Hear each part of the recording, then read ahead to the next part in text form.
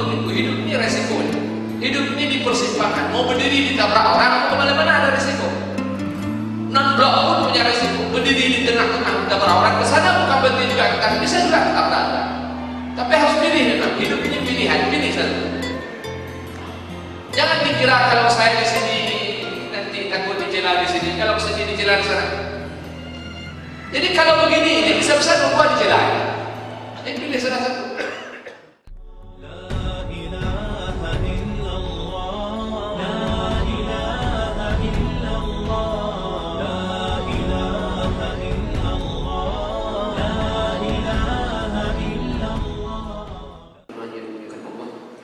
Kajian kita pada malam ini Assalamualaikum insyaallah akan diasuhkan bersama yaitu Ustaz Haji Syahriar Al-Jibari. Pembahasan kita masih surah An-Nisa ayat 143. Para Ustaz dipersilakan. Bismillahirrahmanirrahim. Bismillahirrahmanirrahim. Assalamualaikum warahmatullahi wabarakatuh. Alhamdulillahirabbil alamin.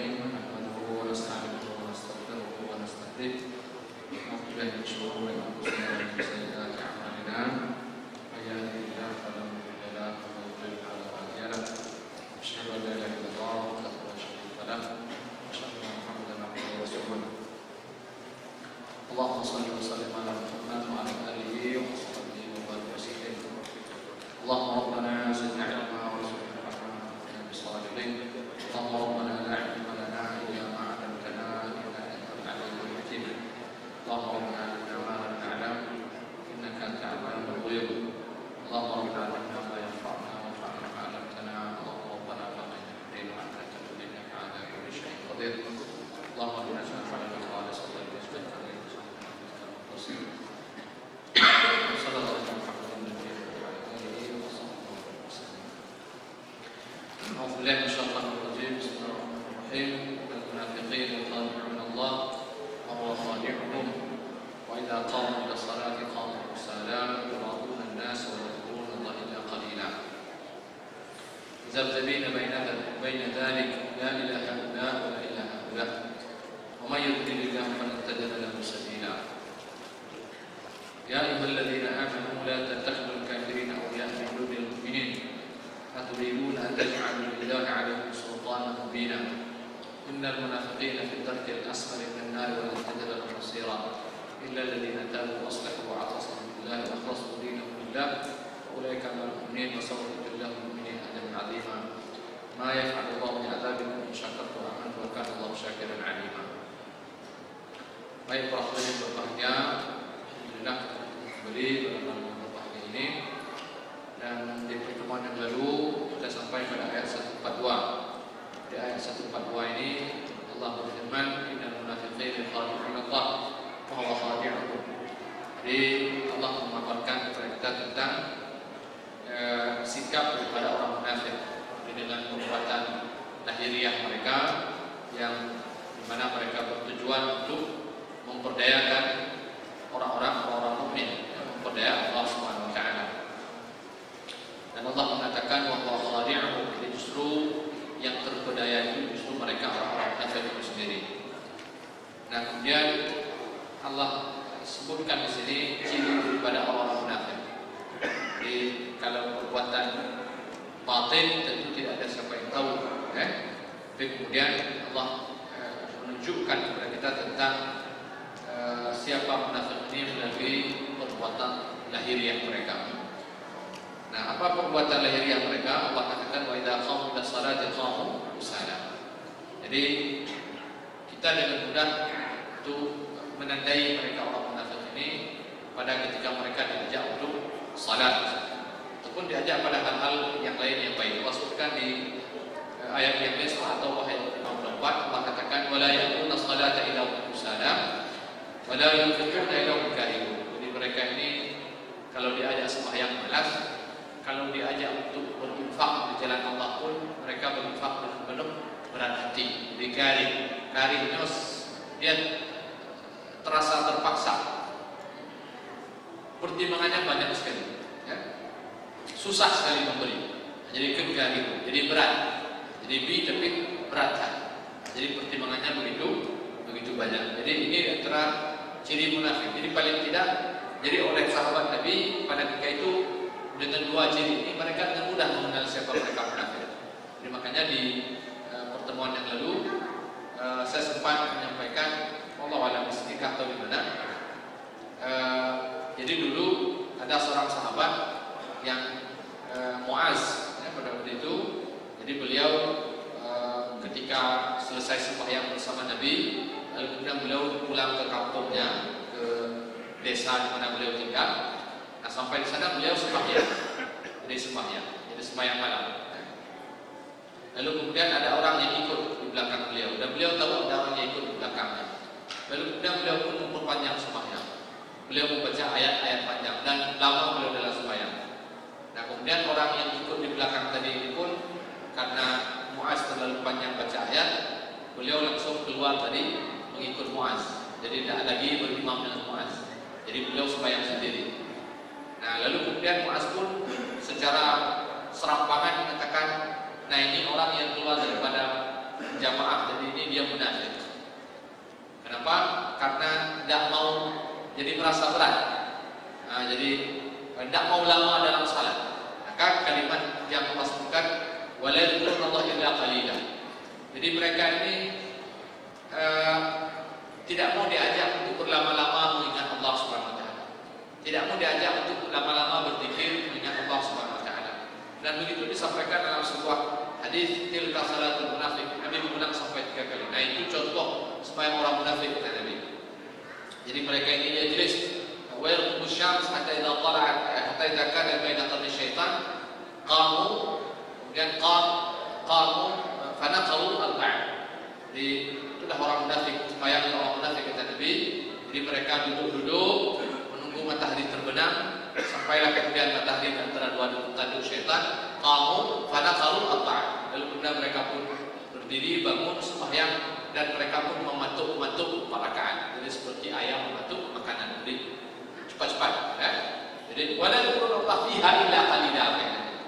Dan mereka tidak mau ingat Allah dalam sembahyang itu kecuali sedikit. Jadi secara umum mereka memang tidak mau diajak untuk berdiskusi masalah agama, ya, berbicara tentang agama. Yang sifurnya, karena memang dari awal mereka tidak punya kepentingan apapun untuk agamanya. Jadi di antara tema yang paling mereka tidak suka itu ya agama, pikiran demikian. Nah, dalam sembahyang juga begitu. Jadi tidak mau lama-lama dalam salat, tidak mau berzikir lama-lama. Kenapa? Karena memang hanya kepentingan tersebut. Dan makanya ini memberi konsekuensi nanti. Kalaupun mereka berzikir lama-lama, kalaupun mereka dalam sembahyang yang itu tujuannya yura'un nas, itu tujuan lebih pada untuk menampakkan kepada manusia, jadi bukan untuk menampakkan kepada Allah Subhanahu wa taala. Jadi Muaz langsung mengatakan dia itu munafik. Nah, jadi jamuan lainnya ketika ada orang yang sembahyangnya tergopoh-gopoh misalnya, ya, atau orang yang jamaahnya kadang ada kadang tidak. Jadi di situ sahabat mudah menandai itu munafik, walaupun mereka tidak bisa memastikan. Nah, tapi paling tidak itu menjadi ciri khas pada orang munafik pada zaman itu. Cuman kemudian Muaz itu tersilap. Ternyata orang yang di belakang Muaz itu wallahu a'lam, tapi Nabi kemudian memberi pembelaan sampai kemudian apa yang terjadi antara Muaz dan orang yang keluar daripada jamaah salat bersama Muaz itu beritanya sampai kepada Nabi, dan kemudian Nabi pun mengatakan afadan ya Muaz. Jadi artinya di sini apa? Nabi menegur Muaz. Jadi Muaz ini sepertinya dia tidak paham tentang jamaah di belakang, karena rupanya orang yang ikut bersama Muaz pada malam itu, beliau belum sempat lagi menyiram kebunnya, sementara malam sudah lalu. Jadi beliau sembahyang Isya itu di waktu akhir, jadi kala malam, dan beliau belum sempat lagi menyiram kebunnya. Jadi beliau terburu-buru. Nah, jadi kemudian ingin tidak mau lama dalam salat, beliau ingin menyiram kebun. Jadi artinya di sini Nabi ingin mengajarkan kepada Muaz dan kepada kita semua, kalau jadi imam makanya perlu juga memperhatikan jemaah di belakang. Kira begitu, ya. Tapi poin yang kita sampaikan bukan masalah jamaah di sini, bagaimana adab seorang imam bersama makmumnya. Tapi begitulah kira-kira di zaman Nabi, sahabat itu mudah menandai orang munafik ini dari perilaku salatnya. dari perilaku salatnya. Dan begitu juga di ayat At-Taubah. Jadi dari mudah tidaknya mereka berinfak. Dan kita bisa baca cerita ini misalnya ketika Nabi pada waktu itu ingin pergi ke perang Tabuk. Dan kalian bertiba dengan jadi orang yang tidak ikut itu rata-rata mereka munafik. Dan pada ketika itu di Madinah memang sedang musim panen. Setelah sekian lama mereka paceklik. Jadi setelah sekian lama mereka tidak memiliki makanan yang cukup. Nah sekarang tiba-tiba musim panen di rumah tiba. Dan memang kapan yang masa panen. Dan pada ketika itu Nabi memerintahkan kaum muslimin yang punya kemampuan untuk keluar berjihad untuk memerangi orang Rom pada ketika itu di Tabuk. Nah banyak pada ketika itu orang-orang tidak pergi dan kebanyakan mereka ini adalah kaum munafik. Dan dengan berbagai macam alasan. Ya. Jadi ini dulu sahabat sudah berada di situ. Nah, ini pelajaran untuk kita perhatian berbahagia. Seperti yang kita sampaikan sebelumnya, kita juga bisa menandai. Jadi ini semacam barometer untuk tahu umur. Jadi kira-kira saya ini kalau lama-lama dalam masalah kira-kira seperti apa? Begitu juga misalnya kalau baca Quran, ada zikir kepada Allah ini tidak harus salat. Zikir ini bentuknya banyak. Jadi Quran juga zikir, kan? Baca Quran juga zikir. Duduk dalam majelis ilmu ini juga zikir. Jadi Allah mengatakan fas'al ahla dzikri in kuntum la ta'lamun. Tanya ahli zikir kalau kamu tidak ngerti. Ahli zikir maksudnya apa? Ahli ilmu, orang yang pandai, orang berilmu. Jadi majelis ilmu ini juga dikenal dengan majelis zikir. Jadi bagaimana perasaan kita ketika kita berada dalam majelis ilmu, kan? Jadi nyaman atau tidak nyaman? Kemudian bagaimana kalau sekiranya imam panjang baca ayat, perasaan hati nyaman atau tidak nyaman? Begitu juga misalnya dalam hal-hal yang lain. Nah sampai kepada persoalan infak. Jadi dan kita tahu sendiri akibat hati itu ketika ada orang yang membutuhkan dan sementara pada ketika itu kita punya kelebihan untuk memberi. Mungkin kalau tidak punya kelebihan, mungkin tak soal, ya mungkin tak soal. Meskipun kalau kita melihat sahabat Nabi dahulu, walau mereka tak punya kemampuan, mereka juga merasa besar hati ketika mereka tidak bisa memberi. Susah hati ya. Jadi dan rajin kalau saya contoh dalam cerita perang Tabuk juga, saya tidak ingat halal apa ya ini, tapi di situ ada beberapa cerita yang Allah sampaikan kepada kita tentang beberapa sahabat yang mereka tidak punya kemampuan untuk ikut pergi berjihad. Ada yang cacat tubuh, ada yang tidak punya apa-apa, anak kuda dan tidak mampu memberikan bekal untuk pergi berperang. Dan dia tidak bisa dibonceng karena dia jam perang, ngajak piknik, haji bonceng. Jadi mereka menangis karena mereka tidak bisa memberi apa-apa. Dan ini orang yang dulu pernah kita baca ayat ini, walaupun ceritanya tidak dalam konteks perang Tabuk, tapi ada orang-orang dan itu yang oleh Nabi mengatakan ada orang-orang yang kemanapun kalian pergi illa wahum ma'akum. Walaupun kalian pergi masuk ke dalam jurang kemanapun urunya dan mereka berada di Madinah. Jadi pakai ifah Rasulullah habasahumul udhur. Jadi mereka ini terganjal oleh uzur sehingga mereka ini tidak bisa ikut pergi bersama rombongan para sahabat yang lain. Uzurnya macam-macam. Ada yang karena cacat tubuh, mereka uzur. Ada yang persoalan kemiskinan. Jadi mereka tidak mampu memberi bekal apapun. Jadi tidak bisa membekali diri untuk pergi berperang. Dan mereka menangis. Jadi susah hati karena dia tidak bisa ikut bersama para sahabat yang lain untuk pergi berjihad. Jadi ini menunjukkan jiwa firman mukmin yang ikhlas kepada Allah Subhanahu wa taala. Nah, kita mengatakan tadi kalau dalam posisi tak mampu, hati kita tidak gusar. Mungkin tak soal, meskipun sahabat dulu gusar. Kalau orang datang meminta kepadanya dan dia tidak bisa memberi, sedih hati. Nah, kita pada hari ini kita punya kelebihan. Orang datang meminta, tak beri, tak gusar. Yang kedua, jadi sahabat dulu tak mampu, dia uzur, tapi gusar hati, sedih hati. Tapi tidak sedikit orang hari ini dia mampu tapi tak gusar. Nah ini lagi-lagi kita katakan kita perlu memperhatikan itu. Dan kita yang paling tahu hati kita merasa dibandingkan dengan yang lain-lain. Jadi apakah hati kita nyonya ketika melihat misalnya ada tempat-tempat atau orang tertentu yang perlu kita bantu misalnya, dan hati tak gusar, kan? Walaupun nanti di sana oleh agama juga mengajarkan cara berinfak, kan? Jadi akibat hati itu, dan bagaimana hati kita pada saat itu, ya, sedih tak sedih, ya, gusar tak gusar. Jadi berat atau tidak berat. Nah, jadi ini yang kita katakan, kalau memang ternyata itu ada di hati, kalau menginfak dia kahih, kalau menginfak dia berat, kemudian mau bangun musmah yang juga berat, nah berarti ini penyakit infak itu ada di hati kita. Jadi maka kalau kemudian kita temukan itu penyakit ada di hati, nah, maka segeralah cari obat untuk menyembuhkan penyakit itu.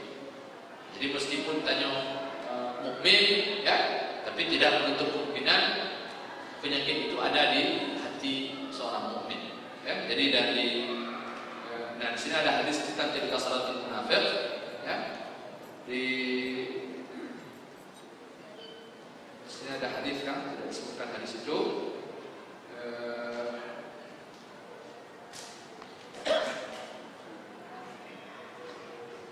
Tidak disebutkan. Ya. Jadi ada hadis di salah satu hadis Nabi mengatakan apabila di ciri-ciri yang lain, kan? Apabila dalam diri seseorang itu terkumpul tiga hal, maka ada munafiqan khalisan, kata Nabi.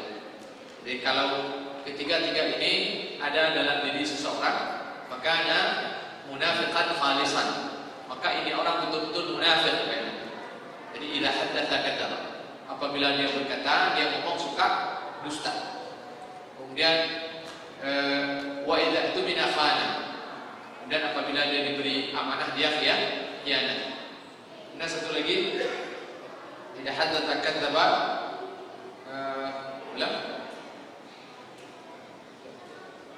wa idza wa'ada akhlafa, dan kalau dia berjanji dia ingkar. Nah, Nabi mengatakan kalau ketiga-tiga ini terkumpul dalam diri seseorang, maka munafiqan khalisan. Jadi sehingga ulama mengatakan sana munafik ini ada dua, ada khulas, artinya ada betul-betul munafik. Jadi khalis, dan ada yang tidak murni munafik. Nah, jadi kalau dulu di awal Al-Baqarah, kalau ada yang ingat, Allah di sini memberi dua perumpamaan. Ada yang Allah sebutkan mathaluhum kamathalil ladzi istawqada nara. Ada orang-orang yang seperti menyalakan api, lalu kemudian api itu pun padam. Nah, ini orang yang munafik khalis. Dan ada satu lagi, au kasaybi minas sama fihi dhulumatun wa ra'd wa barqun, dan seterusnya. Jadi ada orang-orang yang seperti terperangkap di dalam hujan yang lebat. Nah, perumpamaan orang yang terperangkap dalam hujan yang lebat ini mencakup di situ orang munafik yang asalnya kafir, juga termasuk di dalamnya itu dia bisa mencakup maknanya kepada kita orang Islam, tapi ada nilai, ada sifat munafik. Jadi karena secara umum ulama mengatakan nifaq itu ada dua, ada nifaq i'tiqadi, ada nifaq amali. Jadi ada nifaq keyakinan, jadi seperti orang kafir yang berpura-pura Islam, ada orang Islam yang sebenarnya dia tidak saleh berpura-pura saleh. Jadi dia tidak baik berpura-pura baik. Jadi zahirnya menampakkan kesalehannya, sementara batinnya dialah orang yang culas dan curang di hadapan Allah Subhanahu wa taala. Jadi saya kira ini kita sendiri yang lebih tahu tentang hati kita ini. Jadi maka ayat-ayat seperti ini kiranya menjadi bahan renungan dari kita bersama untuk kemudian kita terus untuk memperbaiki hati. Apalagi di ayat selanjutnya, di lanjutan ayat Allah katakan yawaqu dan nas. Jadi ini penyakit yang bukan hanya menimpa mereka orang munafik yang dengan sengaja menampak-nampakkan amalannya kepada manusia, tetapi riya ini menimpa semua orang mukmin tanpa kecuali, yang bodoh maupun yang alim. Jadi yang jahil maupun yang alim, orang munafik yang murni ataupun orang-orang mukmin. Jadi dia ini sulit dihindari, ya, sulit sekali untuk dihindari. Nah, maka dan ini tidak ada cara memang kecuali ini selalu meminta pertolongan daripada Allah Subhanahu wa taala untuk kemudian Allah menghindarkan sifat dia di dalam hati-hati manusia. Jadi dia beramal untuk kemudian amalannya dilihat oleh orang. Dan kita pernah menyebutkan dahulunya tentang riya ini. Jadi bahwa bukan hanya ingin menampakkan makan, tetapi ketika ada orang yang melihat, dia pun merasa bangga dengan amalannya. Ada orang lihat dia bangga. Atau ada orang yang menuturkan tentang amalannya, muncul bangga di sini. Nah, ini sudah masuk dalam kategori riya. Bahkan meskipun sudah sekian lama misalnya, sudah sekian lama dia antara pujian yang datang kepadanya, bahkan orang tak memuji, hanya menyebut-nyebut saja. Lalu kemudian tiba-tiba muncul rasa bangga di sini tentang apa yang orang sebut atas perbuatan yang dia pernah kerjakan, amal baik yang dia kerjakan. Dan itu sudah kejadiannya sudah sekian lama. Pun ini lalu kemudian muncul rasa bangga di sini, maka itu juga masuk dalam kategori riya. Dan itu memberi konsekuensi amal tersebut batal. Nah, maka di sini kita perlu meminta pertolongan, dan di sana saya kira Nabi mengajarkan kita doa misalnya yang muqallibal qulub, atau dalam Al-Quran ada doa Rabbana la tuzigh qulubana ba'da idh hadaitana. Supaya Allah kemudian menetapkan hati kita ini, menjadikan kita ini orang yang ikhlas di dalam beragama ini. Doa Nabi ajarkan Allahumma a'inna ala dzikrika wa syukrika wa husni ibadatik. Ya, saya kira ini di antara doa-doa yang tentu di samping itu adalah istighfar dan taubat. Jadi perbanyak setiap hari istighfar, perbanyak setiap hari taubat kepada Allah Subhanahu wa taala, sehingga apa yang tadinya sudah hilang disebabkan karena riya yang kadang-kadang menyusup setiap saat, kiranya dia Allah bisa kembalikan kepada kita. Jadi karena ulama mengatakan sebagaimana kebaikan dia menghapus keburukan. Nah, pada posisi tertentu keburukan tidak bisa menghapus kebaikan. Ya, jadi kebaikan ini, perbuatan kebaikan dia menghapus keburukan. Amal saleh kita kerjakan dia menghapuskan ya, perbuatan buruk yang ada sebelumnya. Terutama yang kecil-kecil, ya. Dosa-dosa kecil itu terhapus dengan dengan amal saleh. Nah, sebagaimana hasanah tudhibna sayyi'at, maka dikatakan sayyi'at pun dia bisa menghilangkan keburukan pun dia bisa menghilangkan kebaikan. Nah, jadi seperti yang kita contohkan tadi, ya, seperti misalnya riya, dia bisa membatalkan amal dan lain-lain amalan. Jadi ada perbuatan buruk yang itu bisa membatalkan amal. Orang minum khamar, orang meninggalkan sembahyang asar. Jadi banyak ya orang yang pergi ke dukun dan macam-macam. Jadi amalan-amalan ini bisa menggugurkan amalan-amalan kita ini, meskipun dia tak membuat orang ini menjadi kafir serta-merta, dia menjadi hilang seluruhnya, tidak. Tapi dia secara juz'i, secara juz'i itu apa juz'i itu? Jadi tidak sedang keseluruhan. Tapi ada amal-amal tertentu ini yang bisa hilang disebabkan karena perbuatan buruk yang kita kerjakan. Namun kata para ulama, kalau sekiranya kita taubat daripada amalan-amalan buruk yang membatalkan amal ini, nah amal ini mudah-mudahan dengan rahmat Allah dia bisa dikembalikan lagi kepada kita seperti semula. Nah, sehingga tentu kita berharap pada hari kiamat kita bisa mendapatkan kembali apa yang sempat hilang dahulu disebabkan karena ada dosa yang terkerjakan oleh kita seperti riya. Nah, itu tentu menjadi dampak kita semua.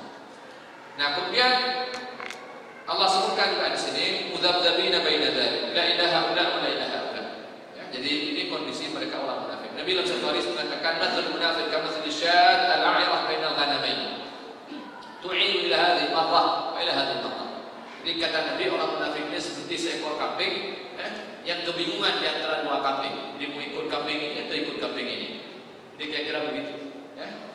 Jadi orang yang tidak memiliki jati diri. Nah, saya kira itu penting. Jadi mungkin kalau kita bahasakan dengan bahasa mungkin yang agak sedikit agak sedikit banyak, agak sedikit tinggi. Saya mengatakan kalau di pentas global ini, ya, kalau kita keluar dari konteks ini sedikit, konteks munafik ini dalam bentuk yang lain. Jadi bangsa kita ini sepertinya bangsa munafik. Jadi benar. Kenapa demikian? Karena kita sekali ke Cina, sekali ke Eropa, seperti itu, kan? Jadi kita bangsa yang tidak punya jati diri. Jadi bangsa yang tidak mengenal siapa dirinya, dan kebiasaannya begitu, ya, Pak. Jadi orang yang tidak mengenal diri sendiri, dia cenderung mengikut sekali ke sana, dan dia tidak tahu harus berpegang kemana. Karena memang dia sendiri yang sana dia tidak tahu, di sini dia tidak tahu. Nah, sendiri dia tidak mengerti. Nah, Nah, jadi orang cenderung memang dimanfaatkan orang. Jadi kita juga bisa ke sana dan juga bisa ke sini. Walaupun konteks di sini orang munafik pada ketika itu mereka adalah orang memang yang sebagian mereka mencari kemaslahatan, jadi mencari titik aman. Jadi kalau aman di sini dari sini, kalau aman di sini dari sini. Yang jelas mereka tidak punya pendirian. Dan ini memang untuk kalau kita lihat dari kacamata politik ini terjadi pada kita umat Islam hari ini. Dan dalam banyak ayat Allah cerita bagaimana dahulu misalnya Abdullah bin Ubay bin Salul. Kenapa dia Abdullah bin Ubay bin Salul datang ke Yahudi misalnya? Dan nanti ada masuk ayat ke depan itu bagaimana orang munafik itu mereka begitu loyal kepada orang Yahudi dan dia tidak loyal kepada kaum muslimin. Nah, jadi loyal dengan kafir itu karena mereka pertama tidak mengenal Islam dengan baik. Karena mereka tidak kenal Islam, yang mereka tidak mau berpegang pada Islam. Karena mereka khawatir nanti kalau Islam begini dan seterusnya. Jadi mereka akan pergi kemana? Siapa yang akan bantu mereka? Kalau sekiranya suatu hari nanti Islam ini kalah, Islam terpuruk seperti dalam Prabowo dan lain-lain misalnya. Nah, jadi ini kondisi munafik di Madinah mereka. Nah, maka saya katakan kita juga bisa seperti itu.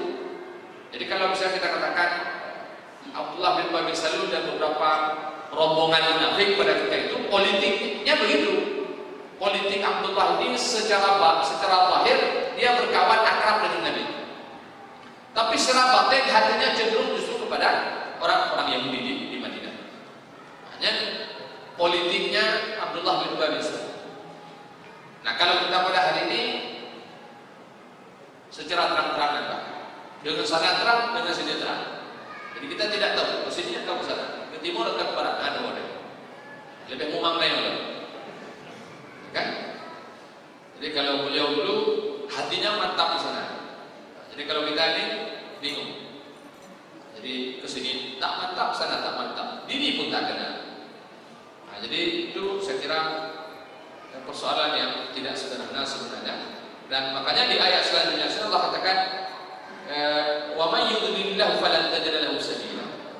Nah, begitulah kiranya ketika Allah menyesatkan seseorang. Jadi persis seperti seekor kambing yang kebingungan ya, kesini dia tidak tahu. Karena memang Allah tutup pintu keluar dan pintu masuk, dia tidak tahu harus masuk lewat mana, keluar lewat mana. Akan mudah-mudahan. Jadi persis seperti orang Yahudi dahulu yang sempat tertatih-tatih sekian tahun di padang Ti, kira begitu. Allah tidak berikan kepada jalan keluar. Jadi dia tidak tahu harus keluar dari pintu mana. Pintu keluar itu tak Allah nampakkan, Allah tutup daripadanya. Jadinya ketika Allah akan memayudilillah falan tajid lahu.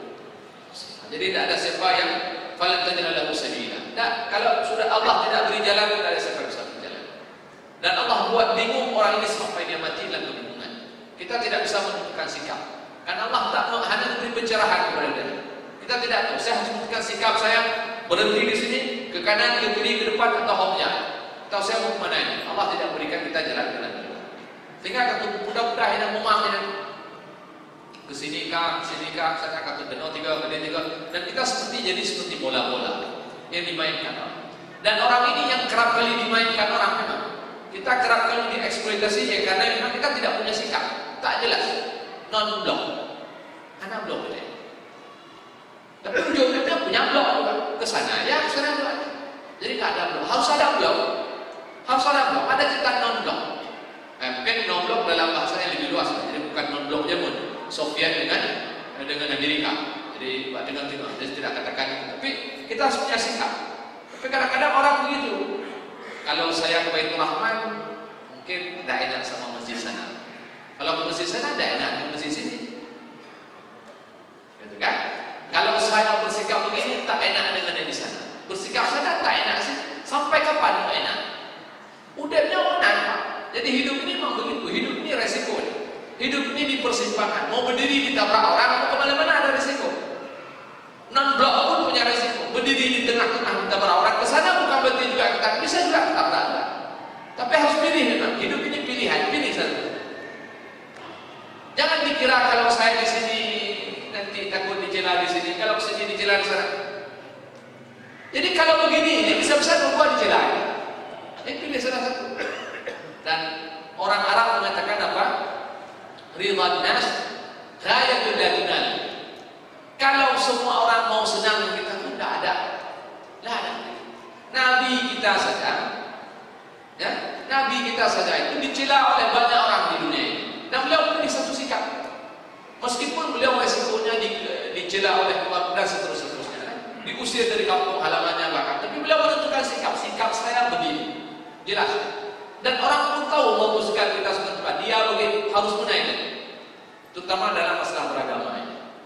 Harus jelas sikap kita. Tidak ada masalah. Beda, biar beda, tidak ada masalah. Nah, cuma yang paling penting di sini adalah bagaimana kemudian kita ini yang berbeda-beda ini saling memberi. Jadi bagaimana kemudian kita saling mentolerir, saling memaafkan, saling menghargai antara satu dan lain yang saling berbeda.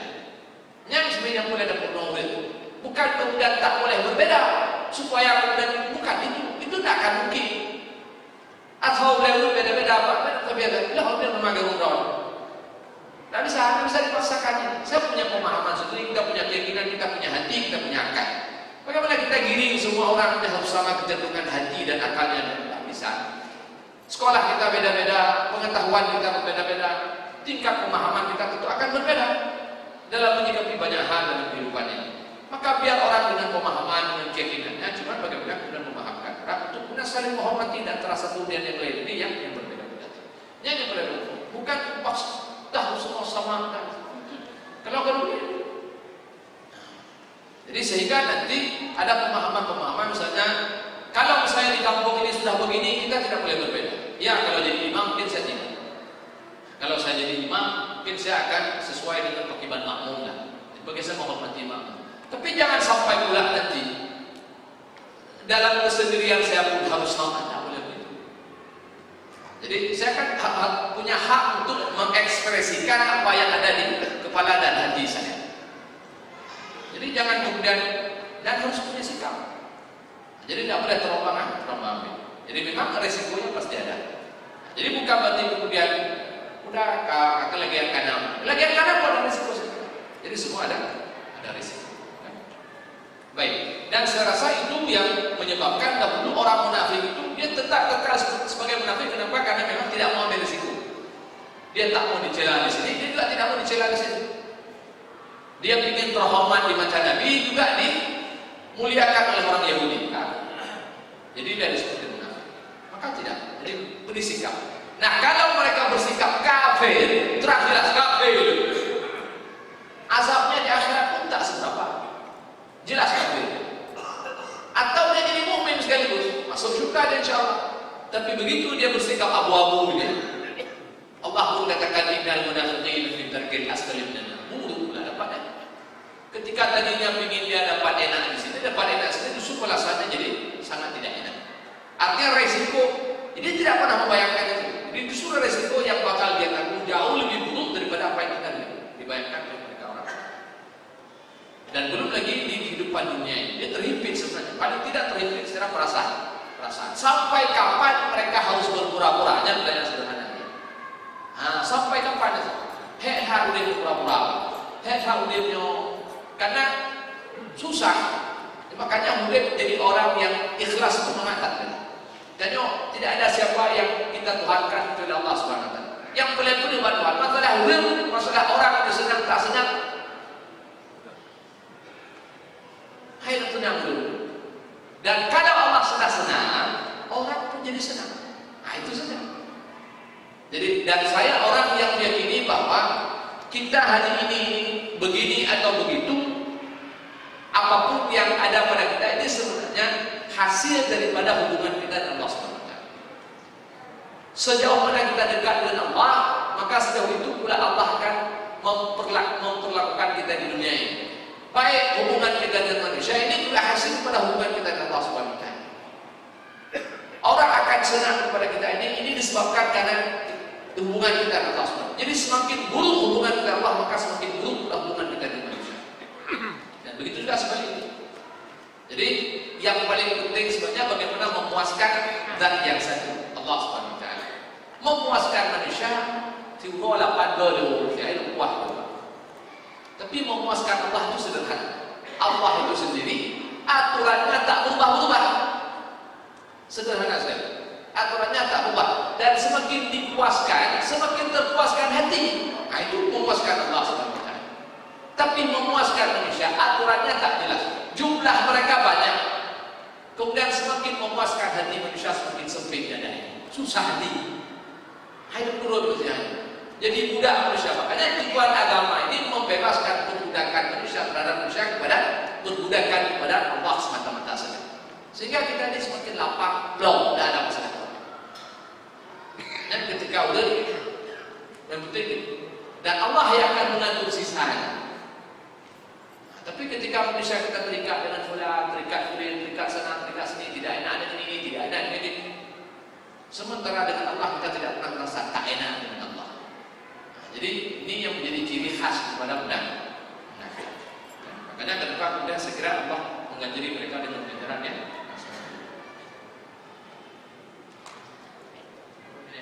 baik. Mungkin ada yang mau tanya apa ini? Dalam mana datanya? Silakan. Ya, satu orang mungkin orang.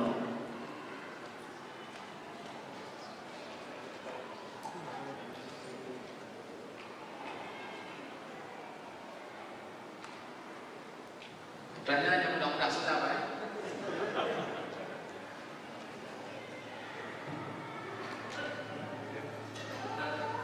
Assalamualaikum warahmatullahi wabarakatuh. Dalam penjelasan Ustaz tadi tersentuh masalah kita menghormati beramal secara mazhab, apakah Hambali, Maliki atau Syafi'i. Dan hari ini saya baca satu keterangan Al-Quran Alhamdulillah Syaitan Rajim Padunal Dahari Minal Qawli Wil Wal Asar. Diperintahkan kita secara salat berzikir secara sendiri, merendahkan diri. Tidak ada memimpin doa berjamaah. Apakah ini kita hormati orang yang melakukan doa berjamaah? Terima kasih Ustaz. Assalamualaikum warahmatullahi wabarakatuh.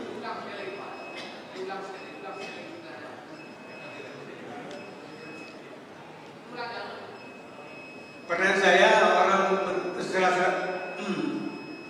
menghormati beramal secara mazhab masing-masing.